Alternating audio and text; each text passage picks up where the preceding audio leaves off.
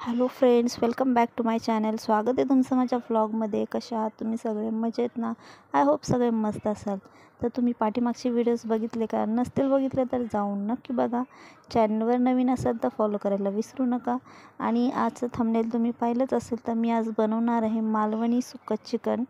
So सगळ्यात पहिले संध्याकाळची कामं आपली असतात ते सर्व करून घेतलेले आहे. देवपूजा, झाडलोट वगैरे आणि जेवणाला सुरुवात केलेली आहे. तर सगळ्यात पहिले मी भात ठेवलेला आहे.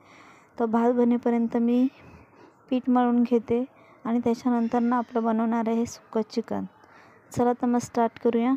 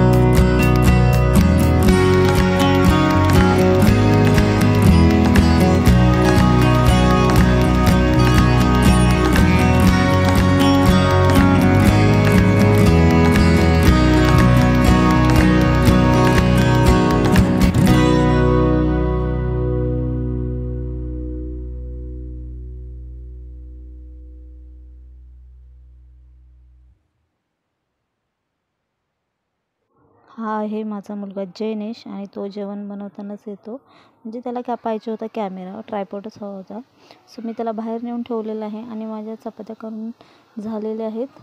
सो आता नाश्त्यासाठी पप्पाने आणले आहे आमच्यासाठी सँडविच.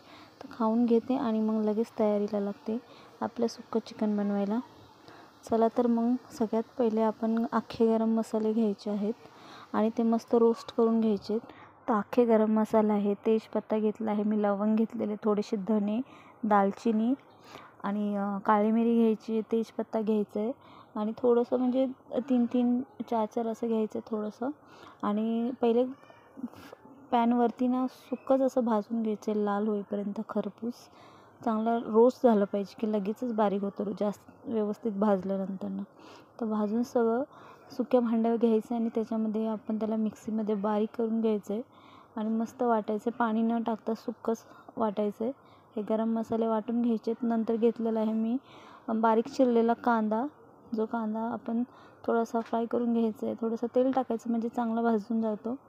तर मी कांदा टाकलेला आहे. त्याच्यानंतर मी थोडंसं खोबरं घेणार आहे, लसूण घेणार आहे, अद्रक घेणार आहे. असं सगळं थोडं थोडं मिक्स करून सर्व असं चांगलं भाजून घेणार आहे लाल होईपर्यंत. तर कांदा तर थोडासा भाजतो आहे. तर कांदा भाजून झाल्यावर हे सगळं व्यवस्थित एकत्र करून भाजणार आहे आणि भाजल्यानंतर ना ते आपण वाटून घ्यायचं आहे. कारण हे जे मसाले आहेत ना, वल्लं खोबरं, त्याने जे सुक्कं चिकन आहे ना त्याची चव वेगळीच येते. तर कांदे टमाट्याची चव ही वेगळी असते आणि सुक्कं चिकन जे बनवताना आपण खोबऱ्याचं वाटण टाकलेलं त्याची चव ही वेगळी असते. आणि हे मालवणी मसाल्यामध्ये बनवणार आहे तर ते वेगळंच लागतं आणि घाटी मसाल्यात बनवलं तर त्याची एक चव वेगळीच असते. म्हणजे मसाल्याचं जसं नाव आहे ना तशी त्यांची ती रेसिपी पण तशीच असते, या पदार्थाची चव पण तशीच असते. चला तर मग माझं व्यवस्थित झालेलं आहे सगळं भाजून. आता मी हे थंड करून चांगल्या प्रकारे वाटून घेणार आहे.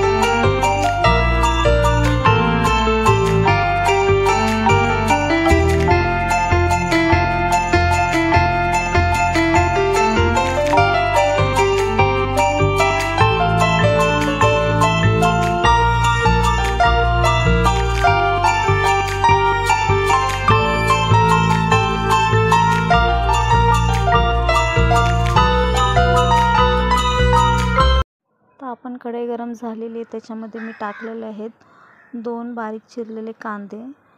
लहान असे कापायचे आणि टाकायचे आहेत. तर आपण थोडंसं कढीपत्ताही टाकू शकतो.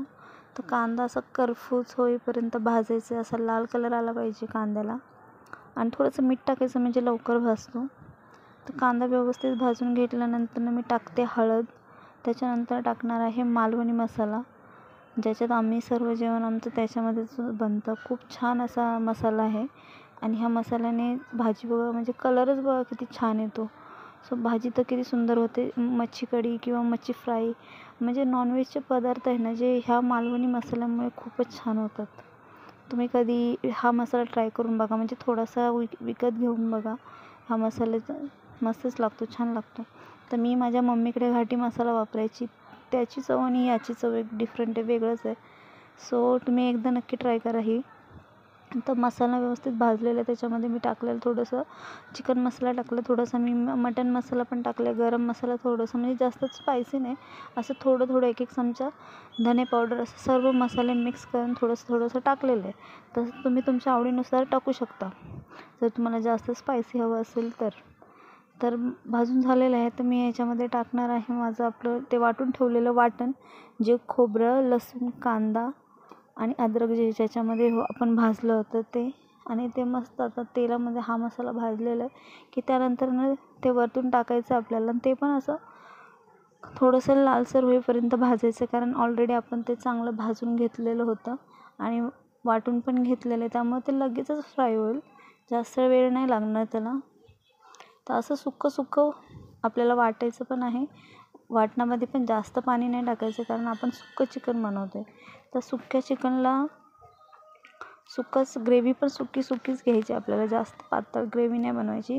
तेलावरतीच वाफेमध्येच आपल्याला हे चिकन शिजवून घ्यायचं आहे. तेव्हा जो त्याचा अर्क असतो ना, तो त्याच्यामध्ये उतरतो. जेवढं पाणी टाकाल तर त्याची जी टेस्ट आहे ना निघून जाईल. तर मी असं व्यवस्थित हलवून घेऊन चांगल्या प्रकारे भाजायचं आहे. आणि हे मी मॅगिनेट करायला ठेवलेलं आहे चिकन, ते त्याच्यामध्ये टाकले होते लसूण अद्रकची पेस्ट, मीठ टाकलं होतं, मसाला टाकला होता, थोडा मालवणी मसाला पण टाकलेला, हळद टाकलेली आणि मॅगिनेट करायला ठेवलं होतं 15 ते 20 मिनटं. आणि व्यवस्थित ह्याच्यामध्ये लिंबू पण टाकू शकता तुम्ही, म्हणजे थोडंसं आंबटपणा येतो. मॅगिनेट करून ठेवलेलं मी असं आता एकत्र हे सगळं टाकेल याच्यामध्ये आणि मस्त हलवून घ्यायचं. आणि मग त्याच्यावरती आपण थोडंसं मीठ टाकायचं आहे आणि मग त्याला वाफेवरती शिजवून द्यायचं आहे. झाकण ठेवून टाकायचं. त्या झाकणावरती पाणी पण ठेवू शकता, जर खाली लागत असेल तर तुम्ही त्याच्यामध्ये पाणी टाका. ताटामध्ये पाणी टाकायचं आहे, म्हणजे ताटातलं जे पाणी गरम होतं ना, त्या वाफेने खाली तो पदार्थ पण शिजतो. तर बघा कसं झालेलं आहे कलर शिजल्यानंतर ना सुक्का चिकन, मालवणी सुक्कं चिकन. तर हे तुम्ही चपातीसोबत, भाजीसोबत, भाकरीसोबत, पावसोबत, तुम्हाला जे आवडतं पराठे त्याच्यासोबत खावा. खूप छान आणि मस्त लागतं. आणि रेसिपी आवडली तर लाईक करा, कमेंट करा, शेअर करा. भेटूया नेक्स्ट ब्लॉग.